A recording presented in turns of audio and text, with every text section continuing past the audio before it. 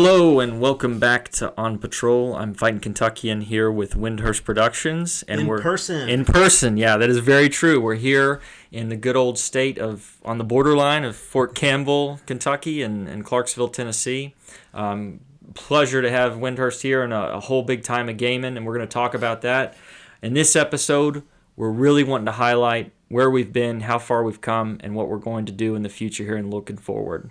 So grab your shield, your spear, your belt-fed machine gun, and join us on this episode of On Patrol. Yep. So that's what the episode is going to be about. But before we get into it, like I always do, we want to do our alibis, caveats, and piggybacks. And so while I've been down here with Kentuckian, we've been really lucky to get 4 games as well as many other games in Muskets and Tomahawks 2nd edition. 7 total games in like 36 or 48 hours. It's crazy. Yeah, we shorted the sleep so to maximize the game time. But because when we did our Muskets and Tomahawks episode, we both did home solo testing, and so with the new card mechanics in 2nd edition, it was probably not a fair test doing it by ourselves solo. So we really wanted to do it justice and make sure that what we tell you all is as accurate and fair and unbiased information as we can give you. So my feelings after the 4 games, I feel a little bit better, I think, about 2nd edition. We talked a lot about it after the game, and I don't think 2nd edition by itself is better than 1st because 1st exists. If it had come out by itself, it was the only game 1st edition ever exists, then I say 2nd edition's great. I don't think a lot of the changes made it better, but I do feel it is more playable, especially on a one-on-one. Like I feel like the card mechanics worked really well. The command points, we both were talking about it. It really feels like it gives you more control over the game. But there are some other changes I think that counterbalance that we had talked about. If you want to go back and listen to the episode, so like the melee and stuff, I just didn't feel those were improvements over 1st edition. So I'm not going to say 2nd edition is better or worse than 1st edition. It is just as playable. So for me, if I have a choice, I might run 1st edition with some people, but I'm going to say to you all, if you want to do Muskets and Tomahawks and French Indian War, go get 2nd edition and you'll love the game. You'll have a good time. Kentuckian, what were your thoughts? Alibis, piggybacks. For old time's sake, I completely agree. On that, I just, again, to the viewers out there, I think there were a lot of things that we really tried to make sure, and then we do when we review a rule set and give it that fair opinion. I think that game has so many kind of competitive mechanics against an opponent that give you a different flavor that you really can't get out of solo play. And so we really tried to stress that. We played it for 8 to 10 hours, basically one day. And there were a lot of things that we did as we talked it out that were being like, hey, I just want to see how this interacts, or I want to see what the the possibility of this happening is. And I really, to be honest, I do agree. I think that we came to the conclusion that it is a solid rule set.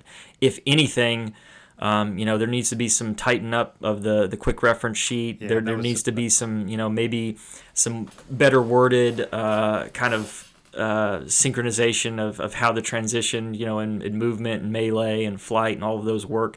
But solid rule set. I think we gave it pretty hefty scores, so I think we still stand by that. We just wanted to kind of get into a little bit of the clarification of it.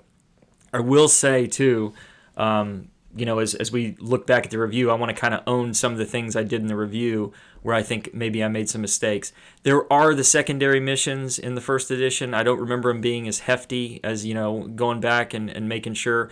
There are some similarities. I think 2nd edition has more is what we came to the conclusion, and there were some a little bit more. I'll say they had more bite to them. There was some character and some different colorful explanations, but all in all, we just wanted to kind of do an alibi on that, especially in a deep dive against a 1v1 game here where you can use all the competitive advantage of the cards and the command points. And we really I think we still stand by our scores, but we definitely felt that, we needed to at least err on that, and that's what our piggybacks and alibis are made for. So those Highly recommend it. 2 thumbs up from Fighting Kentuckian. I know Windhurst, same way. Go out and buy it if you haven't. If you can find it, as we've come to believe, or if you buy that deck of cards on eBay, I might be racing you to it. But yeah, awesome time, awesome day of gaming to make sure that we did that rule set justice. And that's all I have. So getting to the episode now of what we wanted to kind of make this about. This is our kind of end of the year review and looking forward is how far, how have we come in the time that we started in 2023, and where do we look to go in 2024 with our hobby? And so, looking back on all the things we've accomplished in these last episodes, and all the feedback we've gotten from everybody, the constructive criticism, or hey, just the being a jerk. No, I'm kidding. We enjoy it all, but we really wanted to take some time here to think about in 2023 January. How far have you come, and kind of posing that question to tee us off into it, Windhurst. What are your thoughts on kind of looking back at the last 12 months of the hobby, last kind of 9 to 10 months of filming or recording on patrol? What are your thoughts about the hobby? Yeah, I think for me, this was my most productive year to date.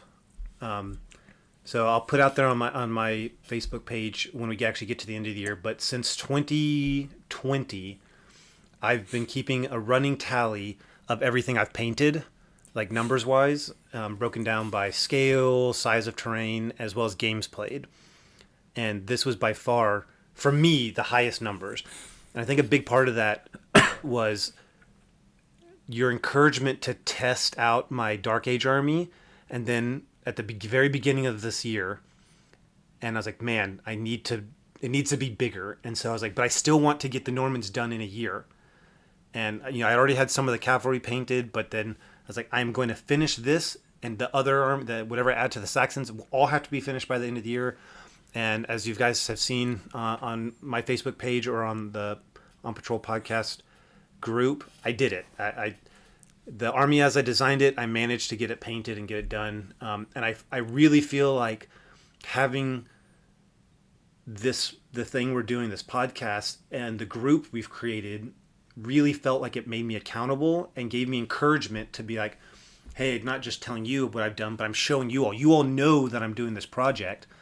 Or maybe shame when we're talking to each other and saying like, get that done. What are you doing, you lazy bag of bones? Yeah, it really motivated me and encouraged me to get that done. And I got some additional side projects done. So for me, as far as getting stuff painted and on the table, was very successful. I still didn't get quite as many games in as I'd like.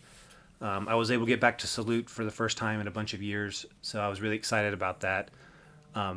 So for me, overall, it was probably my most successful year as far as getting stuff painted and done. What about you, Kentucky? On kind of a big overview. I'd have to say, I'm trying to think, where you put yourself in that position of January 2023 and kind of where I'm at, moving here, PCSing with the military, and I really started the Punic project back before I transitioned to PCS, permanent change of station for those out there. But when looking kind of where I was going, I had delusions of grandeur. I remember talking to you before we left North Carolina of like, I'm going to get these Romans done before I leave. And as all plans do, they kind of fall through.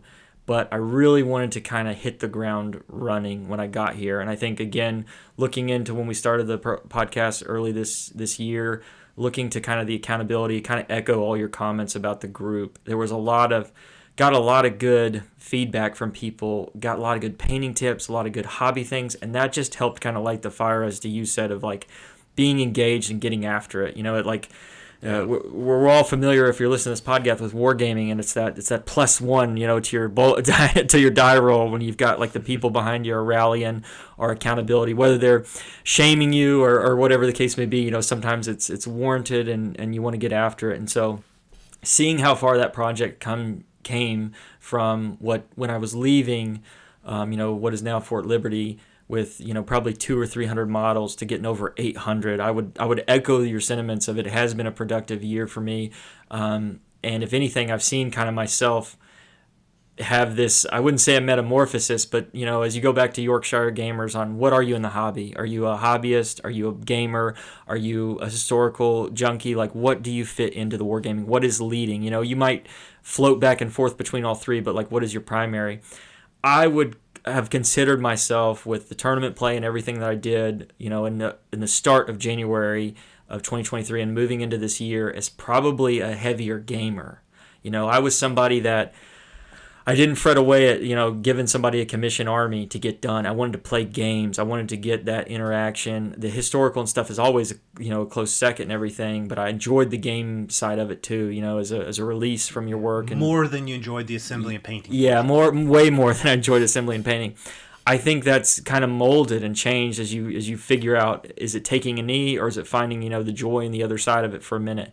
And I think I've gone now to I'm probably, I don't know what it is, 60% or 50, percent this, and 25 and 25 of the gamer and historian, but building and painting is obviously, it scratches the itch for historical because you do the reference materials and those things with it. But I'm looking at the transition of myself from where I was earlier this year to where I've come now. Never would have imagined, I painted the equivalent of like 2 models a day for the whole year, 365, to get to 800. But I didn't think it was possible. I had these delusions with Windhurst when I talked to him, or I'd get emails and you get this grimace because you're like, oh yeah, dude, you need to be drug tested. There's no way you can achieve that. So that's my onset of that year, kind of looking back. But that's what I've seen. We've talked a little bit about this, and I want to engage on how we've looked back, not only on where we started, and we've talked a lot about projects, but where we set on, other aspects of the hobbies. I think, just as Windhurst said, this has kept us accountable. This has kept us goal-oriented, just as we said in our SMART Goals episode. But now, what do you see as, looking back, what do you see as ways that you've transitioned through this year? Not looking forward, but what are changes that happened, Windhurst, I'm asking you specifically, that you maybe didn't expect, you saw yourself get into another period, or you saw yourself as a gamer maybe adapt, change, or even solidify positions you've held as you've kind of transitioned and gone forward in this last 12 months of 2023?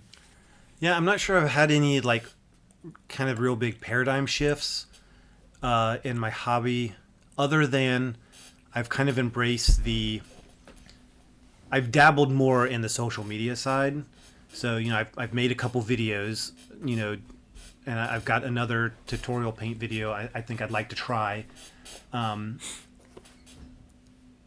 still not sure if that's something I want to put a whole lot of time and effort into yet, or if I just can because of, our military career. I definitely enjoy that aspect of it, I like putting my stuff out there for people to see, and I like it.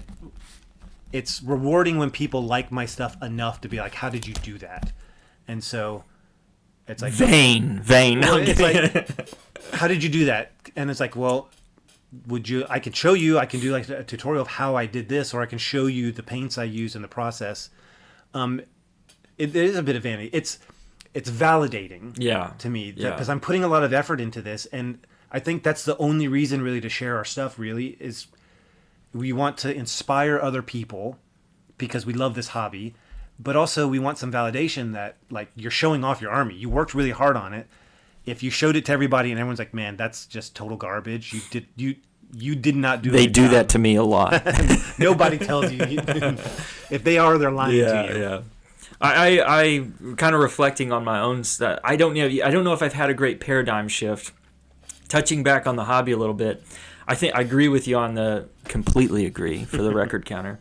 But I do find a consensus in there is like a warmth in the community. We talked even before this podcast, like you have the people that kind of, whether they want to hijack your post and make it political, or whether they want to, maybe they talk about, I'm trying to think, my Numidians got criticized, right? They're too dark. Or, what are you, Nubians is what you're painting. Or, hey, your base trays are too tall. There's some people, that comes with, I think, going forward. And there's, I think if you have an idea that you're putting yourself out there or you're sharing your stuff in the hobby, the reward is what I'm kind of going to focus on. I think is very much more beneficial than the detriments.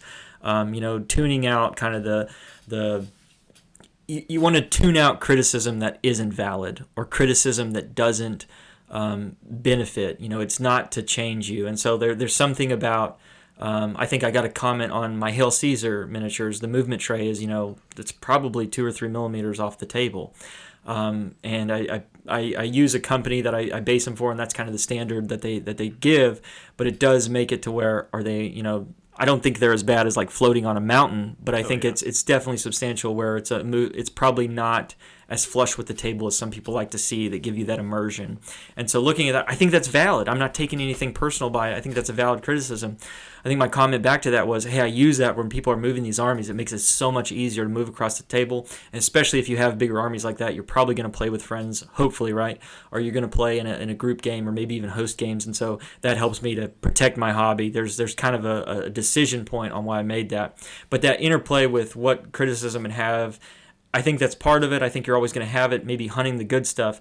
But kind of what you were saying on, it still allows you to kind of, maybe not get validation. We do get that to some degree, but you get, hey, if there's something out there better, I think our strategies on that, we've played Ancients here a lot over the weekend. I think our strategies are pretty similar on, we're Rome, man. Plagiarism in the hobby doesn't exist. If you've got something that's better than me and I go out there and steal it and use it to make my own, I'm definitely, going to do it. And I think we both kind of ascribe to that. Like, hey, how do you base them? What miniatures do you use? What's the best level to do this? What's the best terrain? What's the best miniature manufacturer? Anything in the world. And I think we always do that. And I hope that continues to push the ball forward.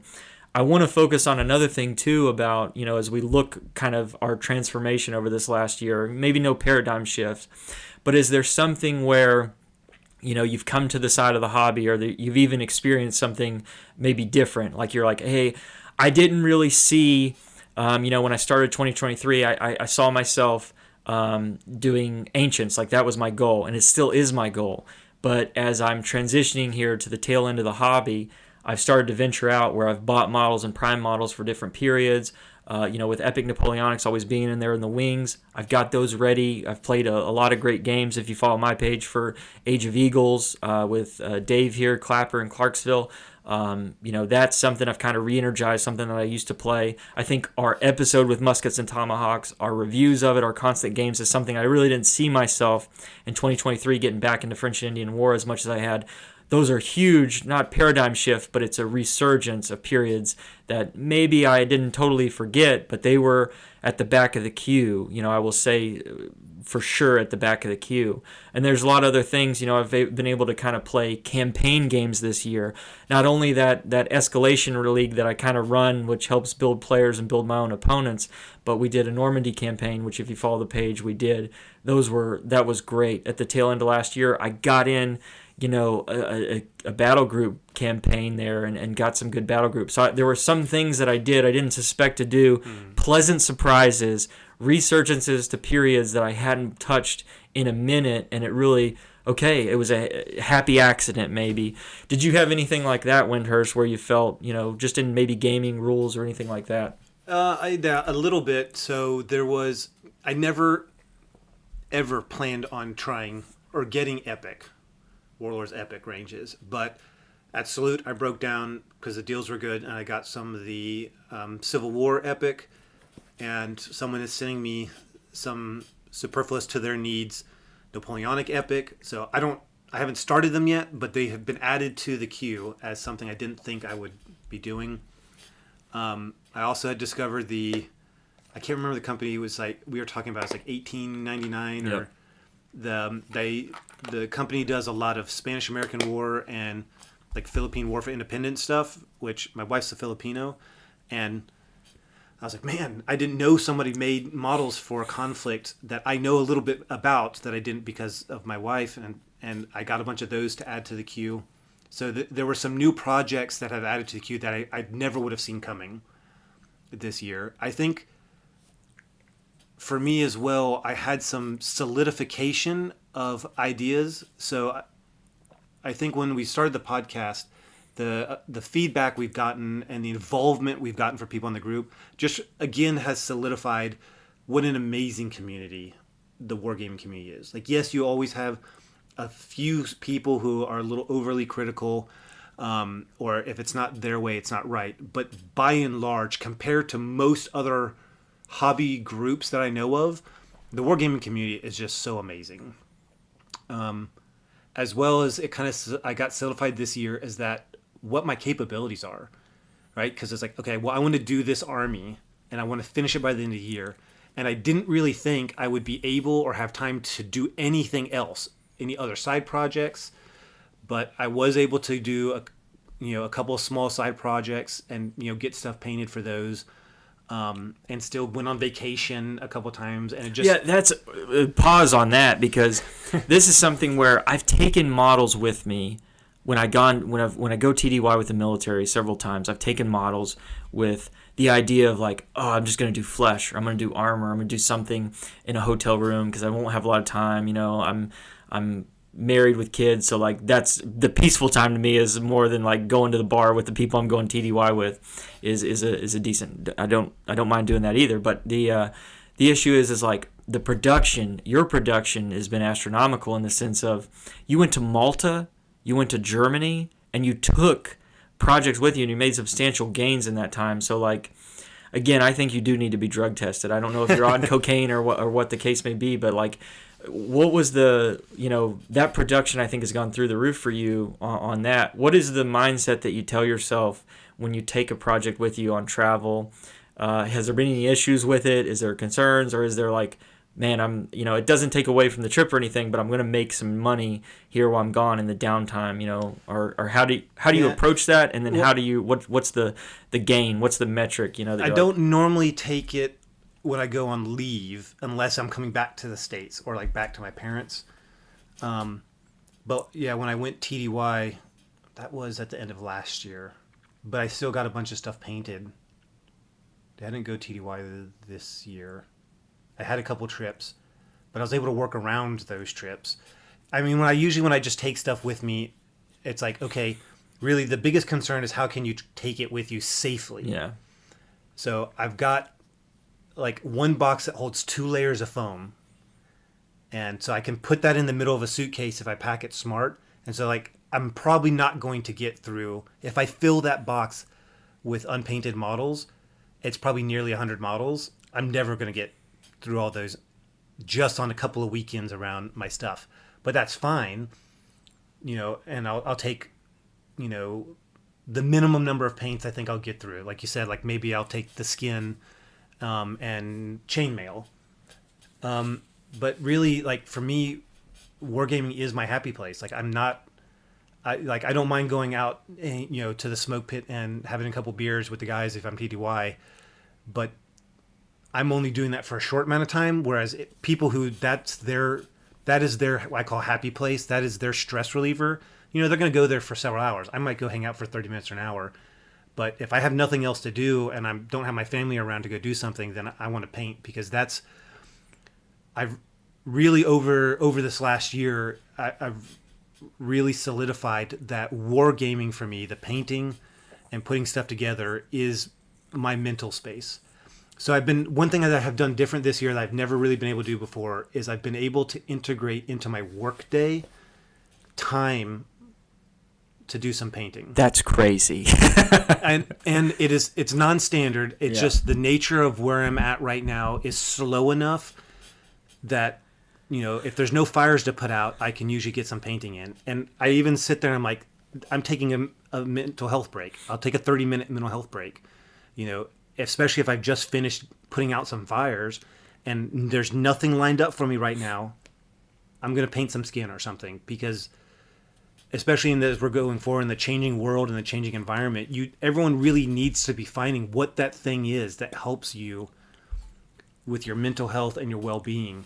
And for me, wargaming and painting is such a big part of that. And so trying to find the time to work that in has just mentally made me a happier person. I think there's this recent book I've read, Atomic Habits, and it's a fantastic book. And it's about how, small changes, can basically change your life. And so it talks about, weight loss or being more intelligent or things like that, or kind of self-defeating mindsets that we can have that will stop us. And I think inadvertently we have both shifted ourselves to be these workhorses in the hobby. I'm not saying that we're doing great jobs over here. I'm not going to win any golden demons or anything, but workhorses on our throughput, because the key to that book in what he talks about is building an atomic habit, right? A small atomic habit that can create this huge substantial changes. We have not gone, although we have targets and stuff to keep us accountable, our main theme of it is, that habit creates the longevity. That small change creates the longevity. And so I know when we were talking earlier in the year with our episode about projects and getting them done, is this goes back to it on, your mindset is, I'm going to try to achieve this small thing, or I'm going to hobby. It's my zen, it's my peacefulness. I'm going to go to it. I'm going to try to go to it several times, maybe a week. And by that very nature, you've created this atomic habit, which creates the output. So the book kind of uses it for like diet. If you're, use an example of somebody in the book is saying, well, what would a healthy person eat? And they just ask them that self, like every day, what would a healthy person eat? And then before you know it, you're a healthy person, because you've created these small shift, which you didn't say, I'm only going to eat 2,000 calories a day. I'm going to eat 1,500. But it's, I'm going to spin some change, and taking where my azimuth is leading me to. And so by the very nature, you've gone down that path that's led you to the road you want to be at, not alone in it's given you the zen and the peacefulness of it, because you're not, that's where we all thought about in that episode is when you look at the unpainted army, and what I have trouble with is when you lay out your models and your army that you've bought, I get the anxiety because I'm saying, I do the math, I do the stats, and I say, it's going to take me, my throughput is, if I wanted a 500 model army, my throughput is maybe 30, 60 models a month. Oh my, that's going to take me 6 months. And you look at that and you get discouraged. But if you're saying, which I've done several times this year is, hey, 30 minutes every other night, 30 minutes a night, something like that. And before you know it, you're on the yellow brick road and you're at Oz. It works out. Is that something that you feel like, do you think that that's happened with you? Do you feel like, I think it's, looking on the outside, I think that's what you do. Do you feel like, that is part of your being? Do you ever, I'm sure you probably still face the challenges and adversity of project fatigue, or maybe looking at not to say that it would be both. Project fatigue would be, hey, before I even start this, this is going to be a substantial amount of time, or the fact of like, this is the amount of time it's going to take me to get done. How do you kind of carve that down? Has that changed this last year? I don't stress about seeing the big mountain of lead for a project. We've talked about that in our planning episode. That helps me visualize an end goal. For me, I stress more not having a visible end goal. I don't like knowing what the end result's supposed to look like, even in my work. Like I annoy my leadership with questions because I need to know what they want the end result to look like, so I can engage and get there. So for me, having that built out army, or at least planned out on paper, it's like, okay, I know what it needs to look like, so I know what I'm working towards. But I think what has kind of changed for me, like, is that habit, is that, okay, I want to do this. All right. When I was finishing up the Saxons, when I got towards the end of them, I was stressing because I had this goal and I was getting project fatigue. And it's like, I want to finish this by the end of that year, a year ago. And I feel like my quality of painting started to drop because I was like, I just need them done. I just need them done. And I think I did a better job this year of interspacing those side projects, so that even when I got to the last of the Normans, I still put the same amount of effort into them, because I wasn't like, oh, I still wanted to get them done, but I wasn't burnt out on them yet, because I kept working on, even if it was like a 5-man team for some other random game, I was spacing it out enough that I never got fatigued. And that kind of balance of work big project, work small project, I kind of really solidified this year. And I think that's what really helped my output, because I never got to the point where I was like, man, I'm sick of painting. That's I guess we all have those shifts, like, right, the Napoleon, and it's a famous military quote, is like the strategy always has kind of an anti-strategy to go to it. Like, you always have some Achilles heel, and so even with the best laid plans, like, we're going to suffer, we're going to shift, we're human beings, like, we'll suffer from these things that we're saying, like, here's how we try to avoid them, and yet they'll creep in based on you falling into more of, like, I'm leaning to the accountability right now, and it's robbing me of my peace that I'm getting from doing this hobby.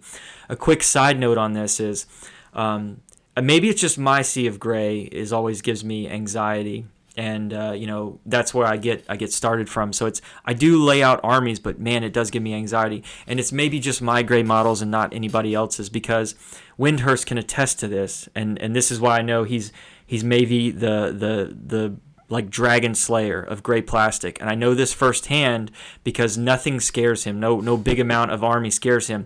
For example, we were playing a Hail Caesar game in my house here, and I had laid the tub on the floor. And my Vitrix models, shout out Vitrix, they did their 20% sale, so I bought an exorbitant amount of bags from them, and I'd stacked them onto my hobby shelf. And lo and behold, we kept hearing creaks throughout the night as we played the game, and it was the bags shifting and shifting and shifting, about to fall off my hobby shelf. I know everybody out there probably has an experience where a hobby shelf, or a painting queue has kind of been precariously knocked or bumped, and yet we saw 2 or 3 bags fall out of the sky from the hobby shelf and go directly to my nicely painted galls in the floor. And Windhurst, with his sword of gallantry, handily, I think he even dove in the floor and stopped the bags from destroying. I think there was only 1 sword casualty. So he stands up against gray plastic, not only his own but other people's. So that was a great little aside here to Here's a you to point, keep me safe. You make me think about. So the different, we talked about our workstations. We did a whole episode on it, talking about workspaces. So we're sitting in your workspace right now, and a big difference in organization between what you have and what I have is you have a very small closet, but everything else pretty much is on the shelves in the workspace. Mm-hmm. Now you have probably twice, if not 3 times, as much finished product as I have. But you also have probably 3 or 4 times as much queue. I sunk low in my chair when he said that, for the listeners out there. Which is not a problem. Like we talked earlier, I think yesterday, I was like, the goal is never to get... You should never, in my opinion, as a wargamer, think, when am I going to finish the queue? This is a turnkey job. I'm done. I'm fine. I'm finished. The queue as a hobbyist in this hobby is never done. You are always adding to it. But to me, it's like, okay, something that's in the queue, when do I get to it? Mm-hmm. And I think because all of my stuff, all of my backlog, like 90% is in a closet. I don't see it. So when I bring out the big project to work on and I lay it out, I don't also have... my queue staring at me in the face, crying, hey, when are you going to get to us? I could see even me in this environment being like, okay, I've got this big army, and then kind of the silent oppression in my mind of, wow, look at everything else, though, that's in my queue. It's like it's sitting there staring at you. Yeah. You have to face your demon every day. Yep. I don't have to face my demon unless I open the closet. Can hide it, yeah. So... that's something to consider in your workspace. You don't have a choice. Yeah. There's not a whole lot you could do. But that's something to keep in mind, that I don't think it's hard to say, don't let that queue bother you, but I could see it. To describe this to the listeners, I have a bonus room above my garage, and it's probably like a small bedroom. It has a tiny walk-in closet, and that's where ye less forget queue projects go, or finished projects that are probably nowhere near the front of the queue. And then I have a 4 stacked shelf, like a Sam's Club equivalent of like a Walmart shelf, that has... it's probably 8 feet tall, the top of the pile. It's 8 feet. It's got, looks like maybe to 7. be 8 to 10 starter armies on it, probably 10 to 20 boxes of minis that haven't been opened. What's this in the corner over here? A whole bunch of Vitrix bags. So it is daunting. So that probably adds to a little bit of the psychology of my I guess aversion Anxiety. to anxiety to that. But again, when I see pictures of other people's hobby space, there's always the shelf, and the shelf can be, it's always pretty comparable. It's like 4 feet by 6 feet high, and it's got projects that'll get started. You bought that sale over that Tank Army or that Marlboro or Napoleonics or something, and you're like, I'm gonna get to that one day, and then lo and behold, the next Black Friday the year after, it's like, oh, I bought this now, and I've got Sam Knights for the Punic Wars, and I'm gonna get to that one day. So it's not to discourage against that, but I do think there is maybe an emotional or like a psychological effect of visually being able to see it. So I think tying it in, so looking back at the year, you still accomplished a crazy amount. So, like, for me, and that's another thing to say. Relative for you. Yeah, I think it's important that, we said that in the project. It's what are your goals and stuff. Like, you knew your throughput. What are your capabilities? I think your throughput's always been relatively high. Mine has never been as high as yours because you are, you painted it to play, and I think a lot of your early goals as like a war gamer, correct me if I'm wrong, but like, I want to get this on the table, I want to play these games, and so that's good to be goal-oriented in that way. But mine has been, I'm going to get to that, but I was more of I enjoyed the history, but I enjoyed the playing, and I never quite had, I think, with my transitioning, and moving around, especially the military, I never had the hobby space I kind of desired, but then kind of making your own and then getting into a rhythm. I think with a lot of your help, I found a kind of a rhythm, and then, especially with the community, just giving that back to that shout out to the community. The pros and cons I've heard of other people out there, the shout out of the Brian Thomas, the Eric Grays of the world, every painter, I message people. If I see a model I like you post it on a Facebook group, I'm going to message you, or I'll do a comment like, that's stunning. How did you do that? And some of the people, I can't even remember their names, but they have been, so beneficial to me to continue to add to that and transition. I think, looking back on that year, I think we've both gone maybe leaps and bounds of where we thought we'd be productivity-wise. Yeah. Maybe certainly over the year before. Yeah, especially over the year before, and hopefully we continue to push that. I think, is there anything, looking back on this year, you talked about, to just summarize where we were here and what we've done in the last, 9 episodes or 12 months of this year. Is there anything else? We talked about where we've come as hobbyists. We've talked about the different projects we've either started, put on our we'll get into a little bit of where we're looking forward, but things that we didn't expect to get into this year that we bought. Rule sets that I didn't expect to play this year that I've kind of gotten into were, those mentioned already before, the epic stuff, the Age of Eagles, the Resurgence in there, the Muskets and Tomahawks. I'm sitting in front of us, and I'll do the ode right now. We played Age of Hannibal, not to be confused with the Saga supplement, but we played Age of Hannibal, the Little Wars TV supplement. I'd had these armies painted in boxes for probably about a year. I think I received them back last spring, and I really wanted to get a game in. It didn't seem beneficial, but we got them on the army, and we got them on the table. And, Pyrrhus versus the Romans, and we did an awesome game, a 16-page rule set, so that's a shout-out for them as well. Maybe could have had some better transitions to where stuff was in the rule book, but you can't complain on a 16-page rule set. No. Like, it's... And some of those short rules, like we talked about, Beludi, like, you just have to accept that they're allowing you freedom to decide how you want things to be and not spell it out or tie your hand. And sometimes that's hard to loosen your mind up, especially if you're a veteran wargamer like us and you've played a lot of rule sets. So there's some things here in this last, in the twilight of this last year here, that I finally got that army out on the table. Had it painted for almost a year.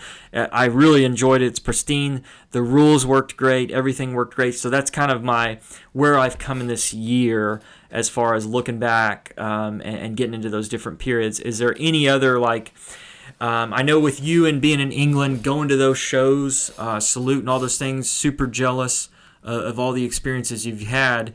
But even maybe pushing it out, like me and Windhurst love historical sites. I think we're of the same passion on that set. We really think that adds a different level to the hobby that just can really expand it.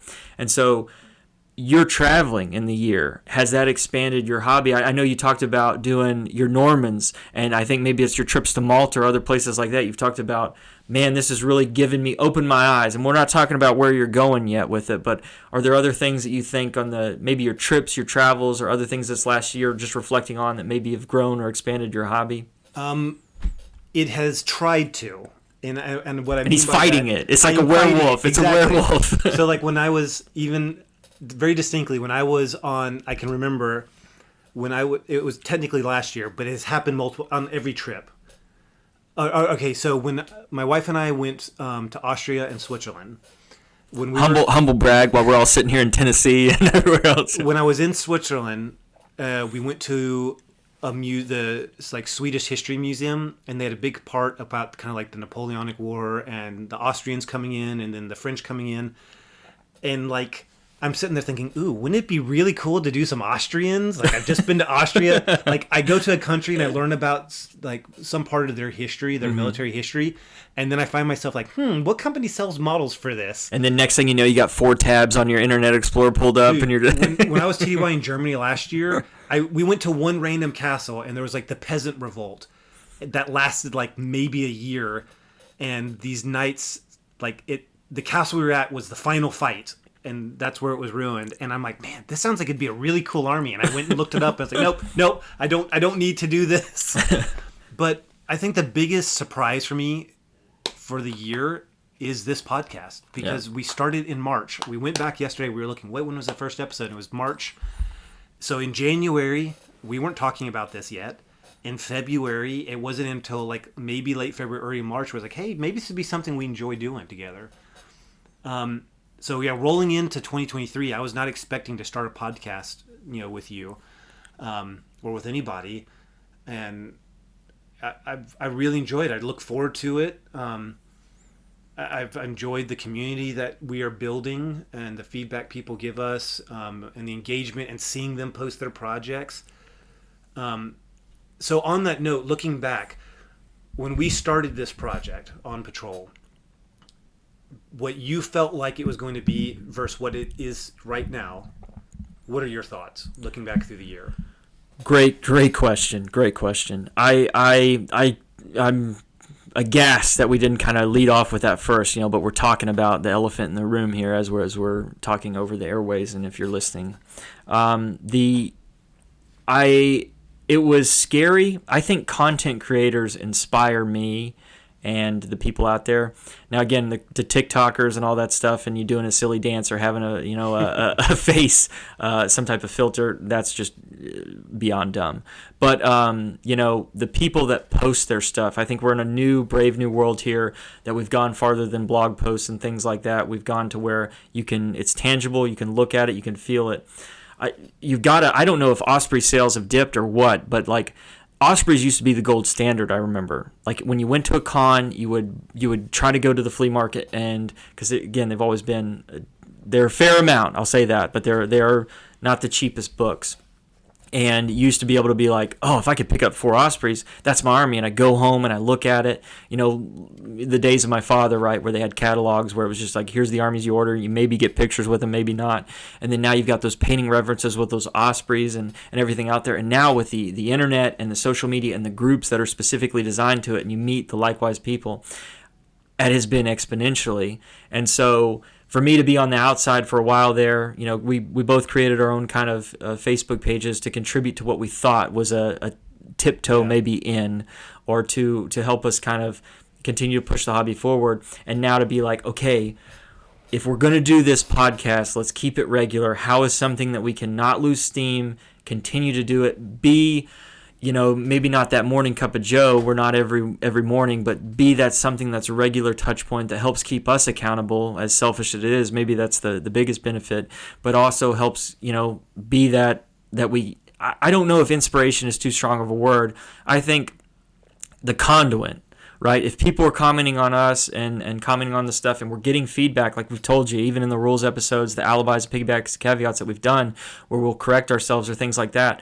Like there's some scariness to it, in the sense of, man, I want to do it well. Anything that I put myself out there for, I'd like to do a decent job. Now, and let me just apologize here for my part on this podcast. I'm sure it's not the most polished that it can be, but again, I did not expect some of the warm welcome that I got from the people out there and reaching out and being engaged, but I also enjoyed, I think, a lot and learned, like we said with the Roman army, from some of the criticisms and stuff on how we do the hobby, how we've thought about episodes. Great interaction with Two Fat Lardies for reaching out to us and listening to our chain of command. And there were some things there that I'm like, oh, that's very, that's super detailed response, and I really appreciated them like engaging with us on that topic to help us expand it. I think both of our goals is the same: is we want to elevate everybody in the hobby. We want to try to make a space for where, inspiration and those things and sharing of knowledge is kind of the watchword of where we're going. And I think looking back on that, we're getting there. We're getting the inertia behind us in this last year. It's something like you said in January. We never would have expected, I think, to be 9 episodes in the next December and still continue the feedback. But great question.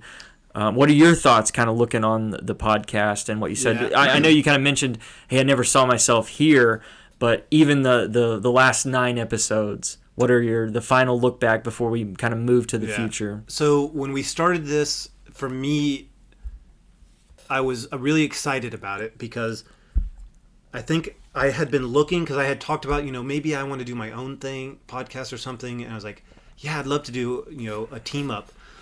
I think for me, I was looking for a way to give back to the hobby, because historical wargaming specifically, but wargaming in general, has been such an important part of my life for the last 20 plus years.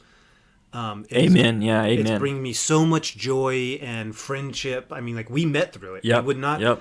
I mean, we're 2 Kentucky boys, but we met in North Carolina at your tournament. Exactly. And a friendship that I hope to cherish for the rest of my life. Yep. Unless he rolls like double me, like he's been doing those last few times. Just let me win. Just let me win one. No, continue. But I really wanted to find some way. I felt a need to give back to the hobby. And promote it and highlight the great things about it. And I mean, that was our first episode, right? Why historical wargaming? Yeah. And I come in, the water's fine. Yeah. And so like, that's how, to me, that's where we started. Like, okay, the goal is to draw new people in and to motivate and encourage and be that catalyst, like you said, the conduit for those already in. And every time we talk about an episode, we talk about how does it fit in with our goal, like about focusing on historical wargaming and promoting the hobby. And I feel like we've done a good job of being true to that goal.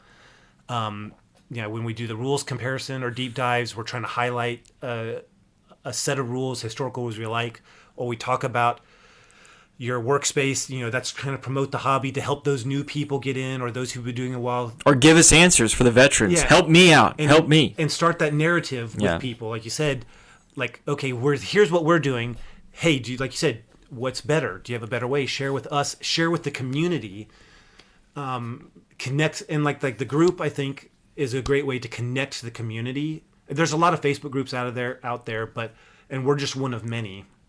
But I think, we're even getting cross-pollination between groups, because if someone posts from one group onto ours and then people see it, it's fine. I don't care if you're joining other groups. That's great, because it's connecting more people in the hobby. Yep. So I feel like we've done a good job of being true to that.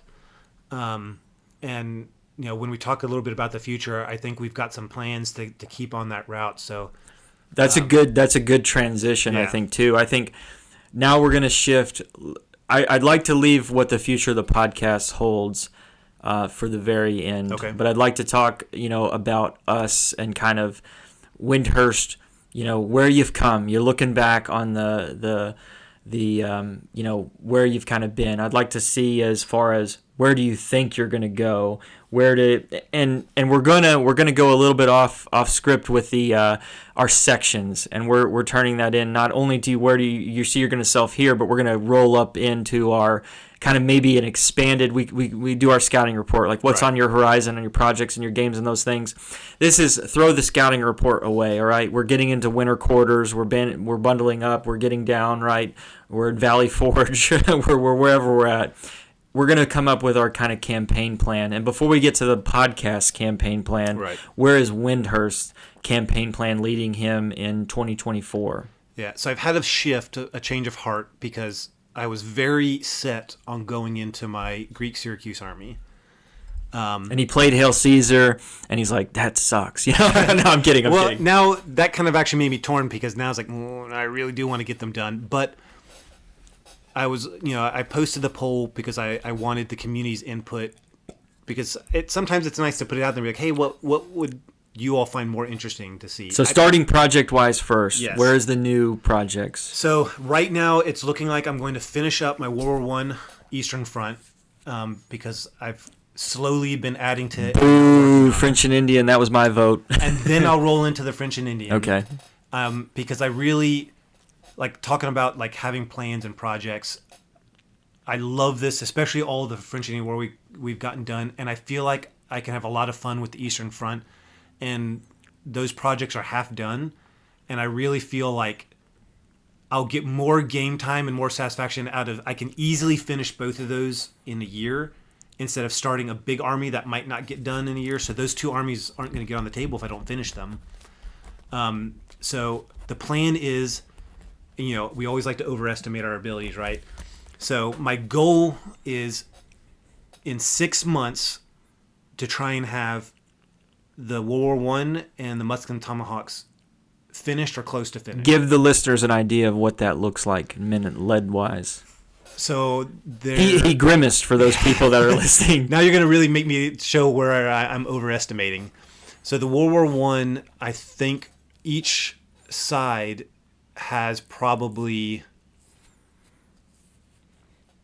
6 to 7 units of 9 models, which compared to the Dark Age armies is nothing.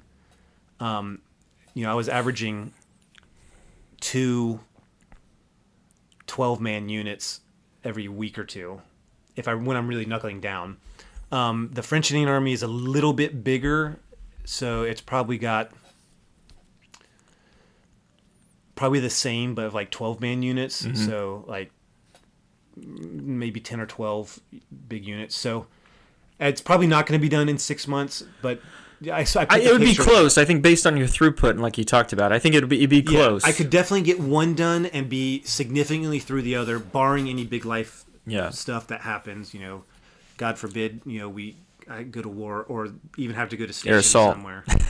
I always say I like to be put out of business in the military because that means world peace, right? So that I think is on the immediate horizon, and then whenever they're done, it's Greek Syracuse. That's the next big project. Okay. I'm just going to start like sending you text message pictures of like cool Greek armies and stuff, and just like try to steer you off, since we're all the dog chasing the car. We don't even know what we do when we catch it, and we get distracted. So what about you? What are you looking at? What's Fighting Kentucky looking at? So keeping this just to projects, right? And then we'll get into maybe where we're going to go with rule sets or other things like that. Keeping this to projects, I think I've really been torn, and I talked on our local kind of Facebook group for the handful of historical gamers we have around here, as like Napoleon and that bastardized movie that I refuse to watch right now. I watched the 71 Waterloo the other day, and playing Age of Eagles again has really gotten me in a resurgence on there, and the speed painting and the getting an army that would be decent on the table has really made me kind of want to venture into doing a small. There's a few Age of Eagles scenarios that are like on 4x4s, which 50 stands is what it would be. Maybe like 10 to 20 guys a stand if you use the Epic. Cutting them up and putting them on the stands that would be. That's really made me want to get into that game more. It's such a great period of history. At the end of the day, it's kind of like OG wargaming, right? It's like it's what we all know, whether you see Featherstone's posts and all the obviously I believe he's his son, I think. But if you look there, if you look at kind of the old 1960s, 70s gamers, a lot of the very old graybeard veterans, that's where they made a lot of their money. I remember all those fun games, like you said, of the past kind of give you that resurgence. I remember my dad taking me to Storicon. I was playing before I was a marshal, and those times I had as a kid, and playing Age of Eagles with him, really, that kind of has motivated me in that direction. But I think both of us, we've talked about this being from Appalachia and the frontier to some degree, the fighting Kentuckian, right, where it comes from. And, the French and Indian stuff, that was a blast as well. And so there's two, I don't know if I'm going to make them side projects, but there's two things that are really competing for my immediate attention and getting something done with those.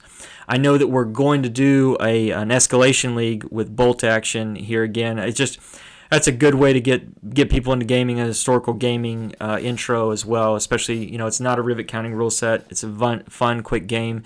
One of Osprey's most published rule sets out there. It's definitely up in there. And I think I would be ashamed if, while I was stationed with the 101st Airborne Division Air Assault, that I didn't do a Dick Winters Army. I have one, but I just want to paint that here. Yeah. Maybe go out there on the flight line. I know we go to Toccoa about once a year, so get some Toccoa dirt and put it on my bases, right? To You climb need to up run the a hill. game at the museum or something. Yeah, that would be running a game at the museum would be cool. So those are probably my big pulling me in 2024. I feel those pulling me.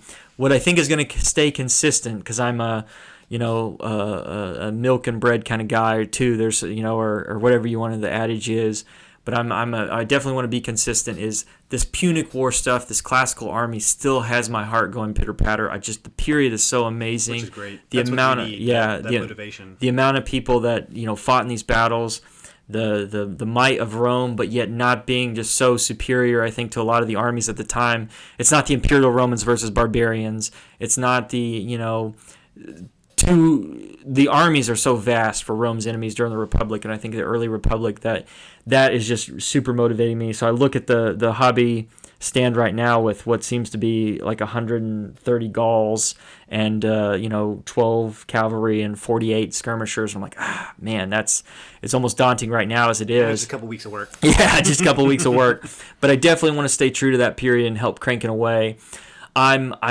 I'm curious, when we look back on these episodes and say, hey, did we stay on azimuth, or did we find happy accidents, or did we find, run-ins with that? But I see that's where I'm starting. In 6 months, to kind of put a stamp on it, I'm gonna keep cranking away the 30 minutes a night or every other night or something like that to keep throughput. But I'd like to have at least 2 more classical armies done. With if you said I got to these 800 models in probably a year and a half or something like that, I'd like to maybe produce, something comparable in a 6-month time span, knowing that that's maybe a bridge too far, but something similar, maybe 600, maybe 100 models a month, something like even that. if you shoot for 800 in 6 months and you get 800 in 12 months, that's still a bit higher output than last year. Exactly. So if I can do that and stay focused, and then maybe I'll drop away this queue of this shelf a little bit, and then Windhurst won't have to save my models from it falling. You'll just buy more stuff to put up there once you make space for When's it. the next sale? I'm a crackhead. Yeah, it's just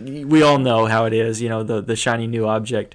But those are where I think we stand on projects, and I don't know. There were whispers of doing gunfighters and stuff like that, and painting up 5 or 10 models to do that. I know you had a foray into that. So there are some things out there in the periphery that could easily, I think, shift my focus away from maybe those 2 or 3 leading ones that I see. But we've talked about projects where we see us in 2024. Let's go to maybe rule sets, mechanisms, other things out there, maybe targets that you're looking for on conventions to attend, other things like that you want to even explore or be a combat multiplier for your hobby. Hey, I'm going to go to this battlefield. I'm going to go to this. I want to go to this show, or I want to crack open this rule book. Not to say that'll happen in the next 6 months, but one of the things that we talked about that I'm flirting with even buying is the Shakos and Bayonets rule set for doing basically muskets and tomahawks with a Russian retreat, a French retreat from Russia. That's my Francophile showing there that I like the French. But what are some things, shifting it back to you, that you see that will be a combat multiplier looking in the next 6 months or this broad 2024, and that may shift your focus, or maybe you're going to target, you're going to go for? The only thing that I would say would fall under that is, and I've mentioned it in the last episode, maybe just the last episode, I'm trying to put together and get the Air Force to adopt wargaming as a training tool. Mm-hmm. Like this type of wargaming, like we've talked about, for those who are into wargaming, most of us know that that's where it started, right? The military did the big think tank war games and stuff like that. But that's kind of fallen out of favor in the last 30 years. The Marine Corps has really started to recognize the value of war games, not for military planning purposes, but for just, it's a really good training tool to think tactically. That's one of the benefits of wargaming, right? Is that it builds... Not if you're me, but yes, everyone else. Yeah, go ahead. It builds teamwork. You're thinking tactically and stuff. You have to make decisions with an opponent. And it's physical and visceral. It's not like a war, like a computerized game. And so I've seen the success that the Marines have in integrating, kind of a war game. I'd like to do that with the Air Force, and I don't really see a lot of other people pushing forward on that. So I'm starting kind of with my local wing, and after the first of the year, I'm going to pitch them to do like, hey, can I test this? Yeah. Will you let me test this to see, does it increase training? And if they say yes, and it comes out that, yeah, wargaming does increase the retention of knowledge and stuff, then that's going to be a pretty big thing. Like, that's going to sink a lot of time, because I'm going to be spearheading putting this together for the wing. And so my priorities could shift. My hobby time priority could shift from I was doing a lot of stuff for my own projects to now I have to put time in for this. The Air Force isn't going to pay me extra for this. This is, I want to better my fellow airmen, and I want to promote our hobby, for them, because I think it's got good use. And that's just, looking back on that, I know we've talked a little bit about, teamwork and cohesion, and the hobby itself is huge. And as far as like when you're playing multiplayer games, and so you alluded to, I know we had previous discussions about like Bela Ludi, does that to a degree. That's a plug for that, Peter, and all the great things that he's doing in the hobby. But just people that aren't familiar with wargaming, those rules are like super simple. They're less than 5-10 pages. And it's, hey, you have to work together. You have to achieve a common goal. There's pretty simple stats. And I mean, he does everything from biblical to modern, modern coming plug. But the idea is like Bela Ludi has a lot of good, I guess I would say the homework to show like, hey, these things can contribute. And the military knows that to some degree, and organizations know that. I mean, like you have these events. We talked about it. Like, what do org days look like, whether you work for a Fortune 500 or, the military or whatever the organization is. And it's a nature hike. We're going to go to the bowling alley at paintball. And those are all great. We don't want to shed any light on that. But there is, if you can get these two to intersect where it's your job / your hobby, and you can find that perfect zenith, like that's the goal, right? Does it even feel like work then, right? Yeah, what would be better than teaching people how to war game as part of like my secondary additional duty job for the military? Yeah. It's like perfect world almost. It would be better if I was being paid for it. Yeah. It's like next best thing. Yeah. So I really look forward to how that project looks, and how you continue to go on and do that. I think everybody's kind of following Windhurst's page with, he's painting the modern stuff, the airfield stuff. So you'll see. And again, the idea being is like, no matter what, you're not even focused. Like, take away ranges, take away weapon systems. That's not the place to teach those things. This is cohesion, team building. Like, can you understand basic principles of Army warrior tasks or whatever the airman equivalent is. And I'm not saying that wargaming is the best training tool for some of these concepts. Like, what I'm trying to pitch is that for those who are in the military who listen, you all know that the best way to learn a skill is to do it. Yep. It's never going to recreate hunkering down behind sandbags and getting, sim rounds or whatever fired at you. But all of us who have been in the military also know how much the military likes their death by PowerPoint, their CBTs. Yep. And we all agree that they don't teach you nearly as well. We do not reflect the opinions of the Department of Defense. Windhurst Productions doesn't feel like web-based training is a sufficient tool to teach Windhurst Production information. To clarify. Yep. So that I'm saying straight-faced out there to the listeners. Go ahead. Windhurst Production feels like a middle ground that is cost-effective is wargaming. And I would think, I would prefer we were doing field exercises to some degree. Granted, caveat here, I am Air Force. We barely do field exercises. As Kentuckian looks at me like, you have no idea what insanity you are asking for. Tell me, get your camo netting on your helmet and put on your face paint, and then we'll talk. Yeah, so I don't know. I'm trying to, again, like the whole point of the podcast was to lever a passion for the hobby, to bring people in and give them joy and share that joy with them. I will say this, to implement that, it's always been to educate. I think we've used that, whether you're a Joe Schmo and you come over and you roll dice with me, and if we're playing a historical war game, it's like, hey, that's that's the 101st Airborne Division, the patch. Here's some of the famous things they did in the war. Or if we're playing, the game that I have in front of us, Asculum, with Pyrrhus and the Romans, like when we have it historically set up, like, hey, the Epirites won and Pyrrhus won, but he lost a good chunk of his army. He couldn't replenish it, and here's the effects that had on how Rome could kind of conquer Italy. And so history and education to some degree has always been a part of it. 100%, yeah, Now the part is like, okay, can it teach principles? Can it teach things that you use? And I think the bar none answer to that is yes, it always does. Like, normally good principles of war can be reflected in a war game, and so that can teach anybody, like Clausewitz or whoever you want. Concentration of firepower, being able to turn flanks. Those things they're always great principles to have. So I look forward to how you move on in that direction and how you go with that project. What other projects, going back to not just projects, but what other things do you think? Are there any trips planned? Are there any things that you want to use as a springboard? The shows, I assume he's in the Mecca Wargaming, listeners. I'm going to obviously try to go Salute again. And there's a lot of little ones around. There's not like a big set of rules. I was like, okay, I really want to get into this set of rules this coming year, because all the armies I'm working on, I already have kind of rules for.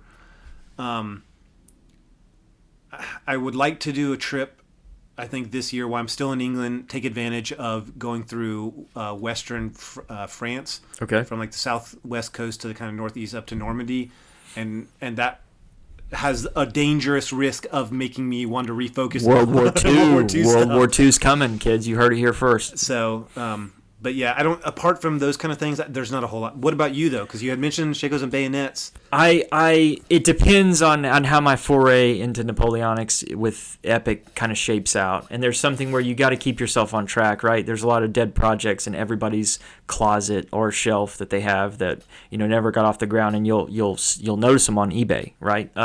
Shortly later. I think looking towards my projects and kind of where, not just, again, this part wasn't on projects, it's kind of like, what things do I want to have to make myself go out there and expand my domain to the hobby. It was really great, a little bit of a blowback to last year is going to Chickamauga and those things, and that made me think about the Civil War. I got a few good Civil War games in this year. I think actually only like 2. But that's something that, if you're in that proximity to wherever you have, and you're with us in the military, you shift around. There's a few other Civil War battlefields that I'd probably like to go visit. Could that spur, a foray into maybe getting some additional brigades painted for the units I have for the tabletop? Possibly. But I want to take advantage of that while I'm here. Other things that I'm kind of looking forward to. Normally we go to Toccoa once a year. I look forward to that, expanding on that trip. We don't have any huge kind of travel lined up. Me and my family, I think we're going to be probably, CONUS inside the continental United States and hanging out. But what other things could, really expand, other things that I want to do in the hobby? I'm kind of unsure. I'm a little bit of hanging out right now. I'm going to leave myself open to some avenues and rules and digestion of those things.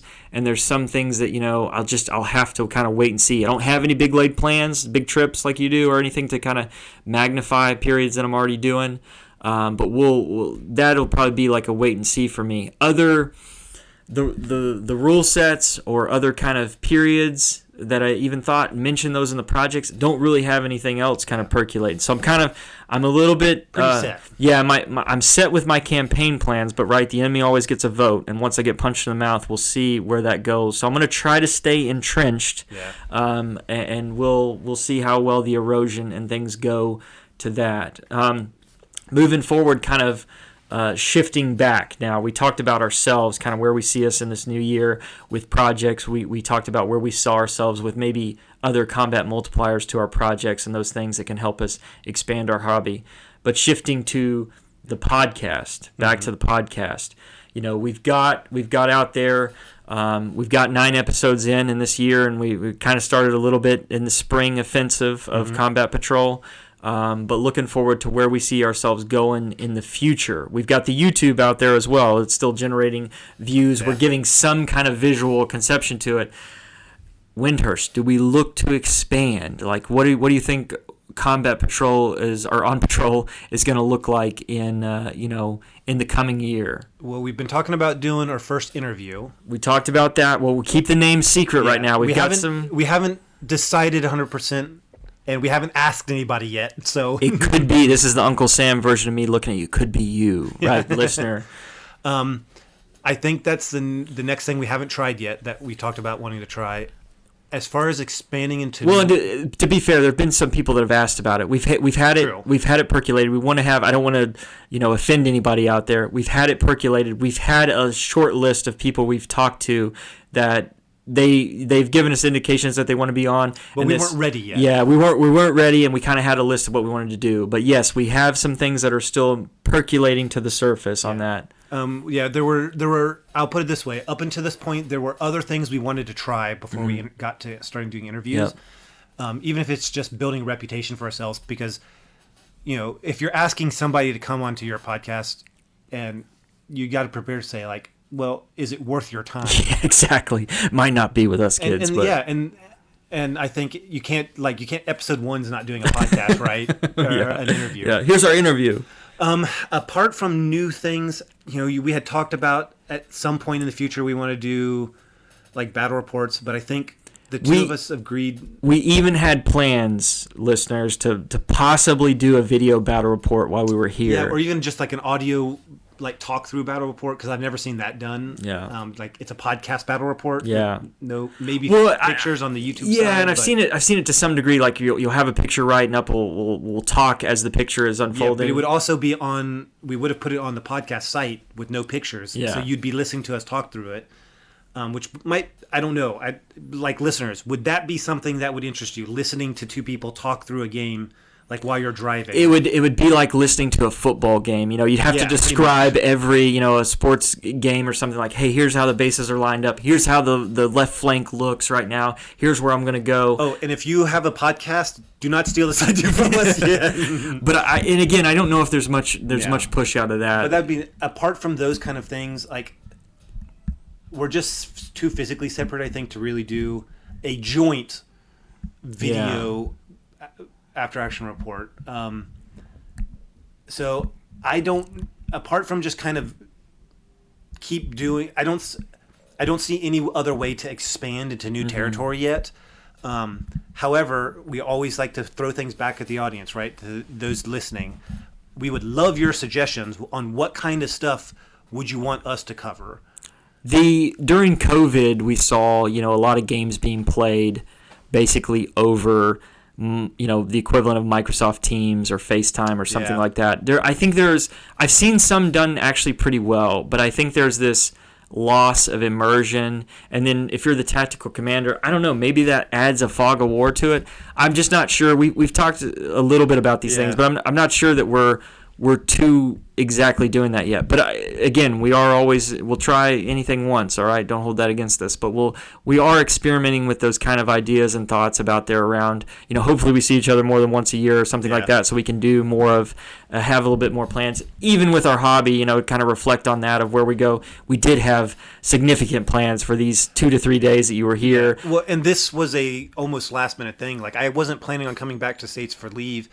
You can thank my parents because they begged, borrowed, and stole to convince me to come home. Yeah, and now he spends half the time over here gaming. Yeah, I got home, was there for one full day, and they said, "Hey guys, I'm going down to Let's roll dice." Yeah, but we had some pretty, I think, lofty goals for this 2.5 days, and looking back, a quick note on that because I think we talked about we gamed a lot, but we gamed 2 very large games of Hail Caesar in about a half a day. Each of those games took 2 to 3 hours. Awesome games. Posted them. We both, I think, posted them. And then the next day, he had to go to the museum. I had unfortunately a kind of a Frago meeting I had to go to. But then we still got 4 solid games. Each game 2 to 3 hours of Muskets and Tomahawks, playing until almost midnight. I think your clock was running. It was probably 3 a.m., 6 a.m. or something. Yeah, body time, I was pushing like 5 or 6 a.m. So body time. it was great because Windhurst Production, as I posted on my site, beat the pants off me in the first 2 Muskets Tomahawks games. But as I could see him weather, right, and I'm used to this terrain and him fighting out of his element, I'm like, oh, now he can make poor decisions here, and maybe I can capitalize on it. You did really well in the urban setting. Yeah, the last two really games. Well in the wilderness setting. Yeah, the last 2 games I had an edge on him, right? He was rolling -1 for sleep deprivation.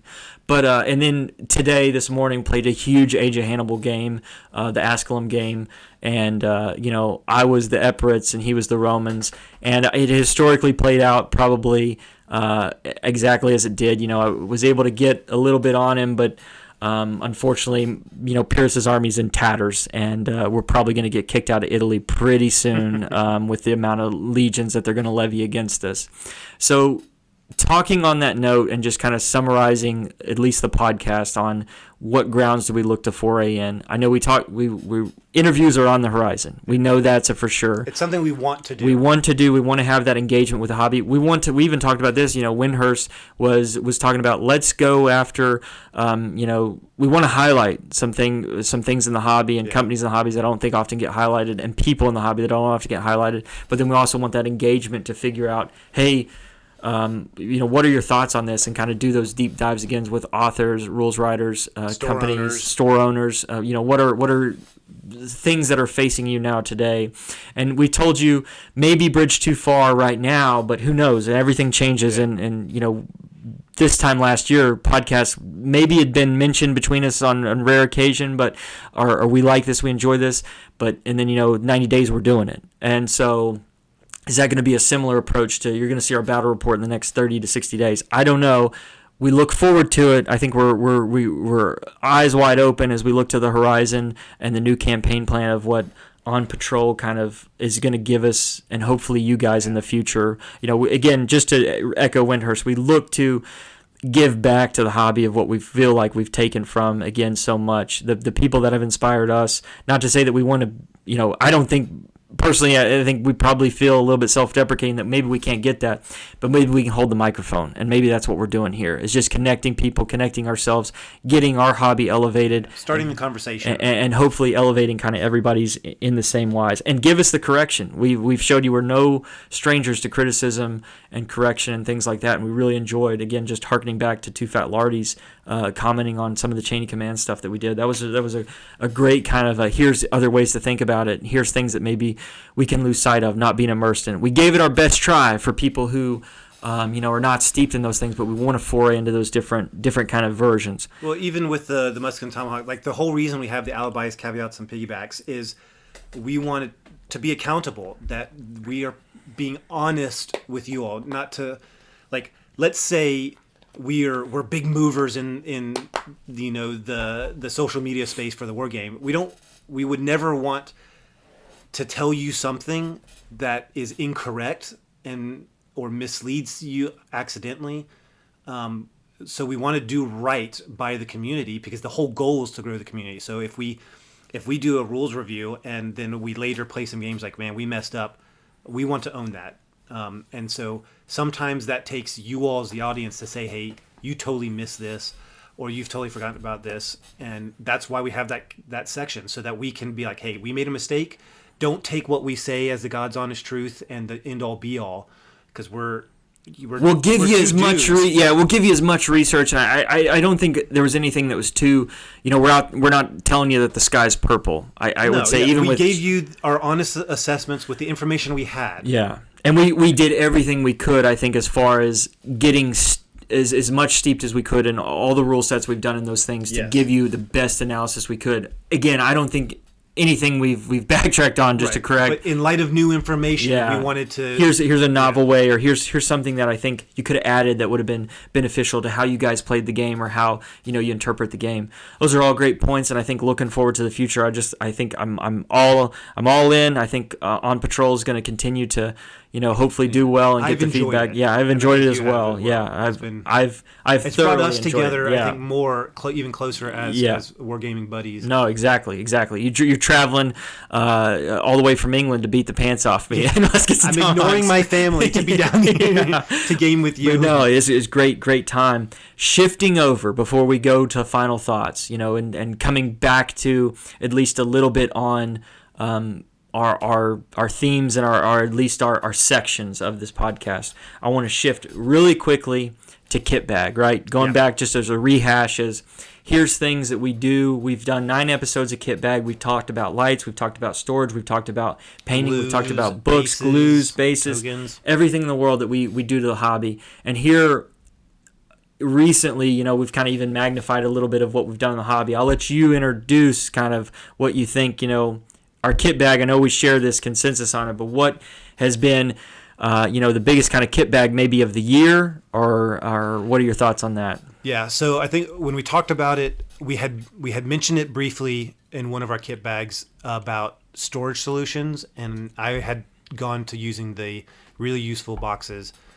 I was going to them with trays. Shout out, really useful boxes. Send us some for free if you could. No, we love it. We're not paid right now. We're not sponsored by them, but they are very useful boxes. Yeah. Hey, what a good name. Yeah.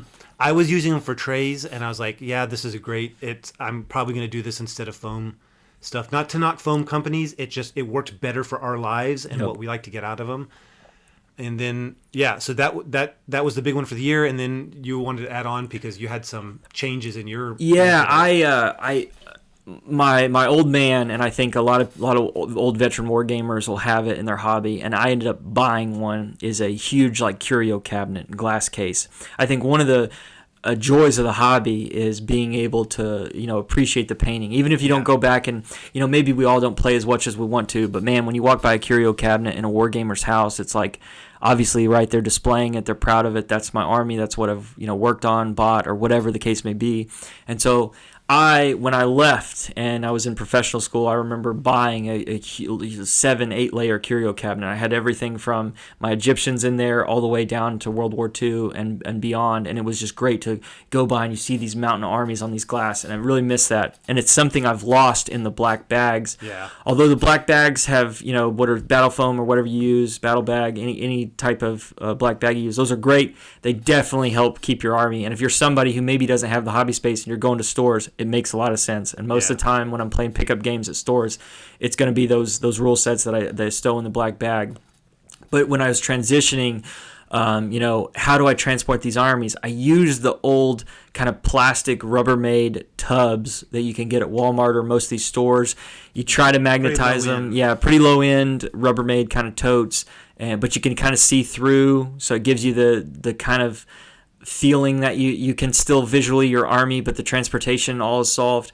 I think Yorkshire Gamer, did a skit on really useful boxes, or a bit on it. I think Windhurst, talking about it and seeing them, I was like, okay, I think this may achieve both the goals I want. I get to see the army now, so I buy like the 33 ones. They're a little bit taller than even putting phalangites in there, so I can even see the back rank if I go up kind of flush to the box, and I can stack them on each other. I can see it, and with just the steel sheets at the bottom of it, some glue and some cutting out magnet bases, your army is intact. I've showed Windhurst when he got here, taking the magnetic sheets and almost flipped it upside down with Aventine, solid metal ancient armies, or Crusader, or any of those companies, whole hoplite units, Carthaginian phalanx units on there, and they still hold. And I'm just like, this is awesome. This is going to survive moves. I could take this to a store, and then while it's on my shelf, it's still like displayed prominently around my gaming table. So it gives me kind of all the plugs. So I think we are really transitioning. I think I'm probably going to do the same going forward, because I like. You guys can't see it. Maybe I'll get him to put some pictures up on his Facebook page, but. They are really clear. It really is almost like having a display case. A mobile curio cabinet. Exactly. And it is a really elegant solution for storing and transporting your models. I really like it. And especially, yeah, I mean, we all enjoy kind of picking out the old armies and being like, hey, man, I hadn't touched this in years, but this, I remember painting this, or this is awesome. And now you get to do that just as you'd be playing something else and you see it and you're like, oh, that's so cool. You know, that's the appreciation, you know, and maybe it's a little bit of a reward all the time you spend in it. But even I, you know, as a wargamer coming over to your workspace, I get to look and it inspires me because, oh, man, that's a cool army. What army is this? I can be like, oh man, I might have to try that. I get to see your collection, and it's like going to a museum and seeing, you know, the model displays for the battles. It motivates you, inspires you. So yeah, I'm really proud. I think I did a last picture on my Punic stuff where I'm really proud of. I've even tried to set them up in the boxes of how they'd fight, right, with Velites out front. So you kind of look at it and you kind of get the thought. Same I've done with my Carthaginians and those things. But that's our kind of our going, before we get to our last section, our closeout here. That's our kind of our final plug. I know we talked about them a little bit before, but I think that's probably been the game changer kit bag of the year. I think for probably both of us. The most impactful kit bag item. As far as you have this thing that now you can take to any hobby store or a con or anything else, move it around, and you're going to protect your models, right? Too often I see people, you know, you need some type of storage solution, but the box and those things, you know, it can be a recipe for disaster unless you have something that can protect, hold, and if you can display it at the same time, it's a win-win-win. So that's our kind of final plug for kit bag. Any last minute thoughts on that? Nope. Okay, moving on, our closeout. So the rehash is, we talked about our campaign map, right? Our the results of the 2023 campaign are in. Yep. Here's the gains, here's the losses, here's the miniatures we didn't get to, the hills we didn't take, we talked about, you know, and then everything that maybe we got surprised by. Did we survive this ambush over here by this other period or hobby, or were we able to just conduct a close assault and get through it? And then, you know, looking back on that, I hope everyone, you know, that's listening and stuff, take some time to reflect on where you were in the hobby. Maybe you didn't hit the goals. You know, hopefully it's not something that you look down and you're like, oh, I'm nowhere even close. But it's something to look to kind of keep you accountable. Every game played, right? Even with a jerk, I've always normally had a pretty decent experience or a fun experience, and I'm still continuing to go out there and roll dice. Maybe I'm the jerk, right? So what that gets to. But you know, hopefully you reflect on your hobby goals, where you were, the surprise ambushes that you had, you know, and you were listening to them. But then as you look forward, the rehash is, we've got our campaign map. We've got our campaign map for Windhurst Productions. You've heard it here first. 6 months, right? We're going to see French and Indian and World War I Russians and everything. And then you've got your campaign map for me. I'm going to stay a little stagnant on my azimuth of classical period and Punic War armies. And I'm going to stay on my azimuth. I'm going to try to stay on my azimuth. I'm going to get pushed off easily. Windhurst's laughing because he knows that. But then I've got some forays into some other periods in that. And then you've heard here our campaign plan for On Patrol. I think there's some exciting new things coming from us. You know, we look forward to you being there and joining with us on this podcast, on these sites, these groups, and our Facebook pages. Windhurst, for your closeout, what are your reflections on where you've been and kind of where you're going to? Your final thoughts on those things. So this is my final. I'm going to take this opportunity to issue a challenge to the community, okay, and to you as well. So something that I've been doing, like I said early in the episode 2020, is I list out how much I've painted and how much I've done. And I really encourage everybody in this hobby to do something similar, for the sole reason of, it is so easy to get to the end of the year and not be able to look back like we're doing right now and be like, how much have I done? What have I accomplished? And to feel like you didn't get enough done, or you never got through the pile. Don't track how much you buy. Yeah. Never track how much you buy as far as numbers of models. If you need to do it for accounting reasons, you can go ahead. But it's easy to miss what you've accomplished. Even if it's one model. Even if it's one model. It's like, I'm not saying you played one game. Don't do this to compare to other people. Yeah. You're not crossing notes. You're doing this for you. So that when you get to the end of the year, you can be like, man, I did get stuff done. I painted 20 models. I played 2 games. I played one game. It's almost more important if you don't get high numbers, because it's so easy if you got a couple of games and a couple of models painted at the end of the year to be like, I did nothing. This year is a wash for the hobby. Well, maybe it wasn't. Don't look at it that way. Be able to like, man, the year was crazy and I still got a game in. I still got a few models painted. Yeah. Because I don't want people to be discouraged in this hobby. Especially when we're talking about all that we've accomplished. Even for us, because I know there's people out there who are cranking out thousands of models and they're way better painted. And yeah. So we're aware of that. We aren't the best. And so we take solace and we take satisfaction in what we have accomplished. We talk about us not being the best a lot, in case anybody's wondering. Yeah, we're very, very open with that. Yeah. What we think, but we take satisfaction in what we accomplish with our means, and that's the key, is within your means. And your means might only be a handful, but if you don't track it, then how do you know? It's so easy to forget with how busy and crazy life is. So I encourage you somewhere just for yourself. It's a scrap piece of paper somewhere where your paints are or whatever it is. Take a note. I finished 5 models today or this month. All right, this month, 5 models. And then at the end of the year, you can look back like, I did something. I moved forward in my hobby. And I challenge everyone to do that because I think you will find it rewarding. Totally agree. I don't know what my ticker's at right now, but I could not have said it better. I'm not going to say anything else. I think on that note, Windhurst, it's been fantastic. Enjoyed the friendship, the camaraderie, everything about the hobby and everything, and then magnetizing it, with just or magnifying it with kind of how I'm looking at a really useful box. That's why I said magnetize. But magnifying it with this group and everybody else. Give us your comments, give us your feedback. Please reach out to us. We really thoroughly enjoy it. Whether you say it's crap or not, we're the Romans, man. We're going to lose today. We're going to have our Kene, but we're coming back. All right, we're going to conquer Carthage, and we're going to continue to strive for the highest ends that we can produce, which might not be much, but we'll try. We'll get there. So without further ado, we've really appreciated you guys joining us on this journey. We really hope that you're here in the new year for us, and we hope that you continue to give us the feedback and those comments, and you continue to share your gains, whether it be one model and one game played that year, or whether it be 10,000 and 10,000 games played that year. Look forward to the experience and sharing the community with you. So as we bunker down for our winter quarters at Valley Forge or wherever we're at, maybe it's either Valley Forge and we're about to come back in a great comeback, or whether it's in Russia and we're retreating, burning our wagons behind us. We really look forward to that. So please, grab your spear, grab your shield, grab your musket, your belt-fed machine gun, and we look forward to you joining us on the next episode of On Patrol next year. Have a wonderful, happy holidays, Merry Christmas, however you intend to enjoy your time off and your holiday. Get some hobby done if you can, and we look forward to seeing you again in the near future. Thanks again. Out.